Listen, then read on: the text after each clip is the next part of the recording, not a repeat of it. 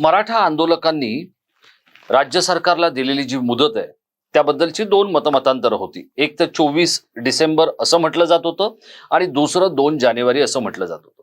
जर आपण 24 डिसेंबरचा विचार केला तर आजपासून अवघे 13 दिवस या प्रश्नासाठी सरकारच्या हाती राहिलेत आणि आंदोलकांची तेवढी एक जी काय मुदतीची मर्यादा आहे ती टिकून राहिलेली आहे.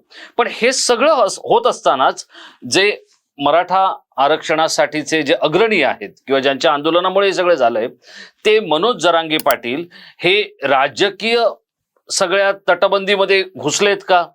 ते राजकारणाच्या तटाचे गटाचे पक्षांचे शिकार होत आहेत का? आणि मनोज जरांगे भरकटतायत का असा प्रश्न पडण्या इतपत परिस्थिती निर्माण झाली आहे.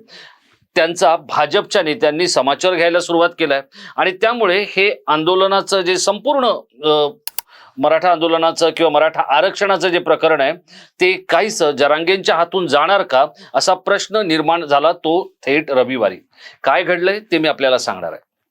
नमस्कार मित्रहो, मी राजेश कोचरेकर आणि आपण पाहताय आपलं आवडतं न्यूज पोर्टल टाइम महाराष्ट्र.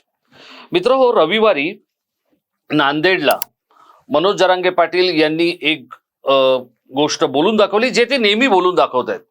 त्यांचा जो रोष आहे किंवा त्यांना मराठा आरक्षणाच्या आंदोलनाच्या संदर्भातला जो सगळ्यात मोठा विलन कोण वाटतोय तर त्या विलनचं नाव आहे देवेंद्र गंगाधर फडणवीस, राज्याचे माजी मुख्यमंत्री, विद्यमान उपमुख्यमंत्री आणि गृहमंत्री.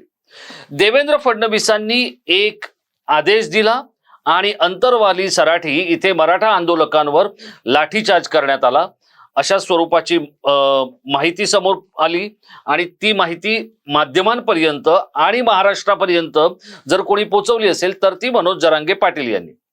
तुषार दोशी यांना जो आदेश दिला गेला आणि त्यानंतर मराठा आंदोलकांवर लाठीचार्ज झाला असं जरांगे पाटील आणि त्यांच्या सहकाऱ्यांचं म्हणणं आहे.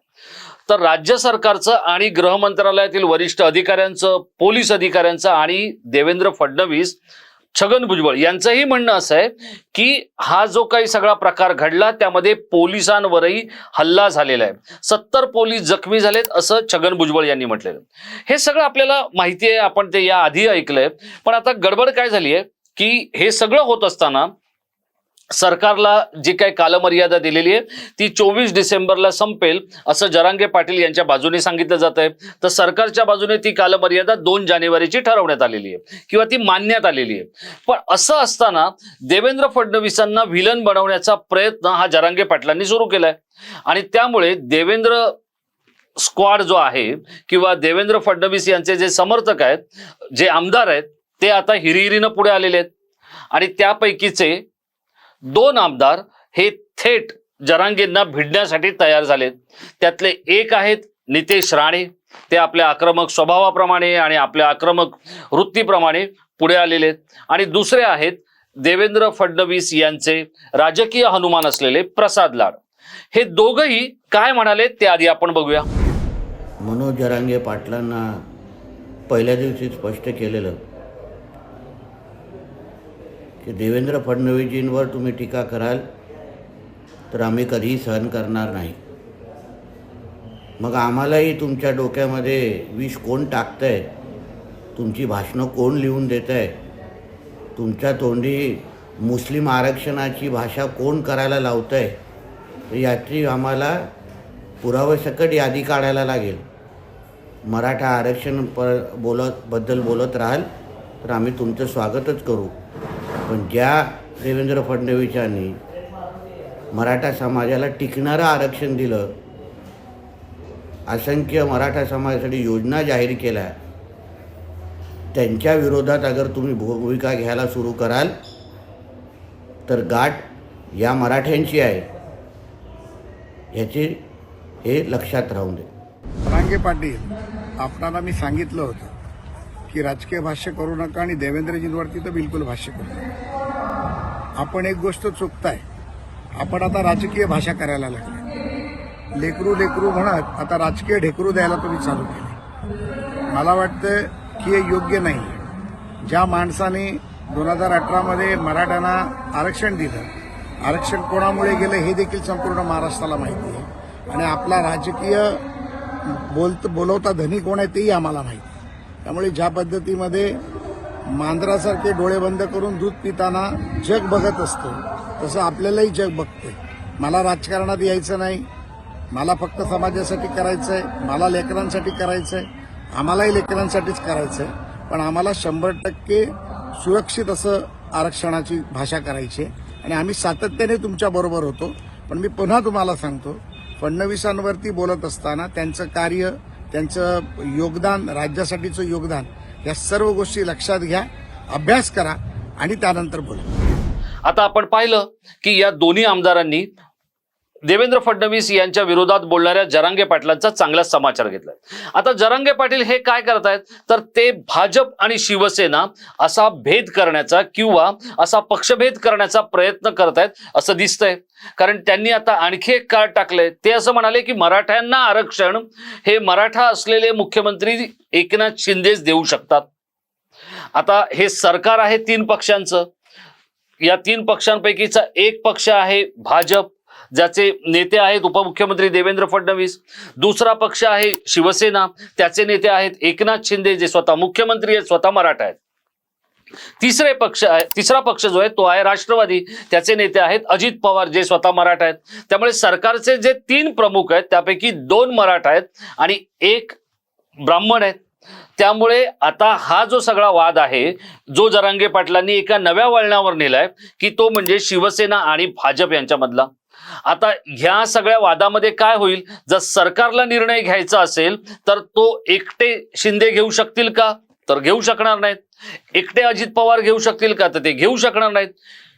शिंदे आणि अजित पवार हे जरी एकत्र आले तरी आरक्षणाचा हा वाद काही सोडवता येणार नाहीये. कारण केंद्रात जे सरकार आहे ते आहे देवेंद्र फडणवीसांच्या भाजपचं. त्यामुळे हे जे आरक्षणाचा जो हा सगळा तारू आहे जो राज्य सरकारकडे आता आहे, सुप्रीम कोर्टात आहे आणि त्यानंतर तो केंद्र सरकारकडे आहे. मग असं असताना देवेंद्र फडणवीस यांची भाजप आणि एकनाथ शिंदे यांची शिवसेना असं जर जरांगे पाटलांनी केलं तर जरांगे पाटील हे मूळचे काँग्रेसचे नेते होते त्या भागातले, स्थानिक पातळीवरती मराठवाड्यातले, आणि तिथून नंतर त्यांचा जो प्रवास पुढे सुरू झाला तो आता मराठा आरक्षणाच्या संदर्भातला राज्यातला एक प्रमुख नेता इथपर्यंतचा त्यांचा प्रवास झालेला आहे. पण त्यांच्या अंगचे जे पॉलिटिकल जीन्स आहेत ते काही थांबत नाहीयेत किंवा संपत नाहीयेत. त्यामुळे ते जे काही कार्ड टाकतायत त्या कार्डांनी मराठा आरक्षणाला त्रास होऊ शकतोय हे आता स्पष्ट झालेलं आहे. आता हे होत असताना परभणीमध्ये एक सभा झाली. या सभेला कोण संबोधित करत होतं तर मुख्यमंत्र्यांचे चिरंजीव आणि कल्याण लोकसभेचे खासदार डॉक्टर श्रीकांत शिंदे यांनी सभेला संबोधित करण्यासाठी सुरुवात केल्याबरोबर मराठा आंदोलनातील काही कार्यकर्त्यांनी त्यांना काळे झेंडे दाखवले. हे काळे झेंडे दाखवल्यानंतर एका सरावलेल्या परिपक्व नेत्यासारखे डॉक्टर श्रीकांत शिंदे हे व्यासपीठावरून या सगळ्या आंदोलकांबरोबर बोलताना असं म्हणाले की बाबा तुम्ही यांना सन्मानाने येऊ द्या. त्यांना ते व्यासपीठावर त्यांनी बोलवलं, त्यांची बाजू समजून घेतली, आपल्याकडचे जे काही मुद्दे आहेत सरकार काय करतंय आणि मुख्यमंत्री काय करतंय हेही त्यांना सांगितलं. आणि त्यानंतर या आंदोलकांनी सुद्धा मुख्यमंत्री एकनाथ शिंदे यांचा जय जयकार केला, त्यांच्या विजयाच्या घोषणा दिल्या आणि मराठा आरक्षणाच्या संदर्भात एकनाथ शिंदे हेच काहीतरी पर्याय काढू शकतात आणि आरक्षण मिळवून देऊ शकतात अशा स्वरूपाचं वक्तव्यही केलं. आता झालंय असं की आंदोलन करणारे हे जे मराठा आरक्षणाच्या संदर्भातले आंदोलक आहेत हे एकनाथ शिंदे यांना हिरो बनवत आहेत. आणि हे खरंही आहे की राज्याच्या मुख्यमंत्र्याकडे सर्वाधिकार आहेत किंवा प्रमुख अधिकार आहेत. हे जरी खरं असलं तरी त्यासाठी भाजपची साथ आणि त्यातही विशेष तत्वाने देवेंद्र फडणवीस यांची साथ लागणारच आहे. कारण त्यांच्याकडे गृह मंत्रालय आहे. जे काही करताना जो या तिन्ही नेत्यांचा एकत्र टीम म्हणून सहभाग असेल तो खूप महत्वाचा आहे. त्यामुळे जरांगे पाटील असतील किंवा परभणीतले ते मराठा आंदोलक असतील या सगळ्यांनी एक भान ठेवण्याची गरज आहे की एकट्या मुख्यमंत्र्यांना हिरो करून किंवा एकट्या देवेंद्र फडणवीसांना विलन करून हा आंदोलनाचा किंवा आरक्षणाचा तिढा सुटणार नाहीये. त्यामुळे जरांगे पाटील यांनी मराठा आंदोलनाच्या या आरक्षणाच्या संदर्भातला हा प्रश्न भरकटणार नाही, तो कुठेतरी वेगळ्या दिशेला जाणार नाही आणि सरकार या संदर्भातला निर्णय घेण्यासाठी आतापर्यंत हे घोंगडं जसं भिजत पडलं होतं तसं पुढच्या काही काळासाठी भिजत ठेवणार नाही, यासाठी आत्ता थोडंसं परिपक्वपणे मनोज जरांगे पाटील यांना वावरावं लागेल, वागावं लागेल आणि बोलावं लागेल. माध्यमांच्या समोर अनेक नेते काय वाटेल ते बोलत असतात, वाटेल ते बडबडत असतात. त्या नेत्यांच्या पंक्तीत जर जरांगे पाटील यांनी स्वतःला बसवलं नाही तर या मराठा आरक्षणाच्या आंदोलनासंदर्भात एका ठोस निर्णयापर्यंत पोहोचणं हे सरकारला आणि या आंदोलकांनाही शक्य होऊ शकतं. पण त्यासाठी जरांगे पाटील यांना डोक्यावर बर्फाची लादी ठेवावी लागेल आणि जिभेवर गुळाचा खडा ठेवावा लागेल. असं जर झालं नाही तर मात्र जरांगे पाटील हे संपूर्ण आंदोलन भरकटवून टाकतील आणि देवेंद्र फडणवीस यांच्यावरची स्वामीनिष्ठा दाखवण्यासाठी नितेश राणे किंवा प्रसाद लाड यांच्यासारखे नेते हे जरांगे पाटलांचा समाचार घेतील. आणि त्यातून होईल काय तर 2-3 पक्षांच्या या सरकारमध्ये 2 पक्ष एकमेकासमोर उभे टाकतील आणि आरक्षण तिसरीकडे भिरकटवलं जाईल. हे होऊ नये याची काळजी आता जरांगे पाटलांना घ्यावी लागेल. त्यांनी हे आंदोलन, हा आरक्षणाचा प्रश्न एका टप्प्यावर आणलेला आहे. आता तिथून जर चूक झाली तर कदाचित मराठा समाज जसं या सरकारला माफ करणार नाही तसं जरांगे पाटलांनाही माफ करणार नाही. हे मात्र त्यांना कोणीतरी सांगण्याची गरज आहे. तो प्रयत्न आपण केलाय. याचा जो सगळा मुद्दा आहे किंवा हा जो व्हिडिओ आहे याचा जरांगे पाटलांनी गैरसमज करून घेऊ नये आणि सरकारनेही तो करू नये. त्यामुळे ही जी इगोची लढाई आहे ती बाजूला ठेवून आरक्षणाच्या मुद्द्यावर आणि मराठा आंदोलकांच्या भल्यासाठी आता दोन्ही पक्षांना एकत्र येऊन सुवर्ण मध्य साधावा लागणार आहे. जरांगे पाटील सरकारला किती सहकार्य करतात त्यावरच हा प्रश्नाचं सोनं होणार की माती होणार हे अवलंबून आहे. आपल्याला काय वाटतंय, मनोज जरांगे पाटील यांच्याकडून मराठा आरक्षणाच्या संदर्भातलं हे आंदोलन भरकटवलं जाण्यामागे कोणतरी तरी बोलविता धनी आहे का? जरांगे पाटील फडणवीसांवर जे आरोप करतायत त्याच्या मागे काही राजकीय एखादं कुभांड रचलं जात आहे का? जरांगे पाटील हे या सगळ्या प्रक्रियेमध्ये सत्ताधारी किंवा विरोधक किंवा विशिष्ट अदृश्य राजकारणी यांच्या हातातलं खेळणं होत आहेत का?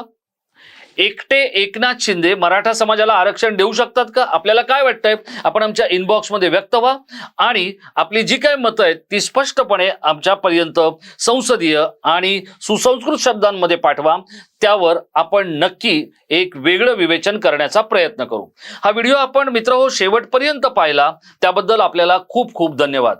महाराष्ट्राच्या राजकारणातले, समाजकारणातले, तुमच्या आमच्या दैनंदिन जीवनामधले महत्त्वाचे व्हिडिओ आणि महत्त्वाच्या गोष्टी या माध्यमातून सर्वदूर पसरवण्यासाठी आपण आम्हाला सहकार्य करा आणि त्यासाठी आपण फक्त एकच करा, टाइम महाराष्ट्र हे आमचं जे न्यूज पोर्टल आहे त्याला आपण सबस्क्राईब करा आणि पुढच्या एका नव्या व्हिडिओची आपण प्रतीक्षा करा. तोपर्यंत आपली आणि आपल्या प्रियजनांची काळजी घ्या. धन्यवाद.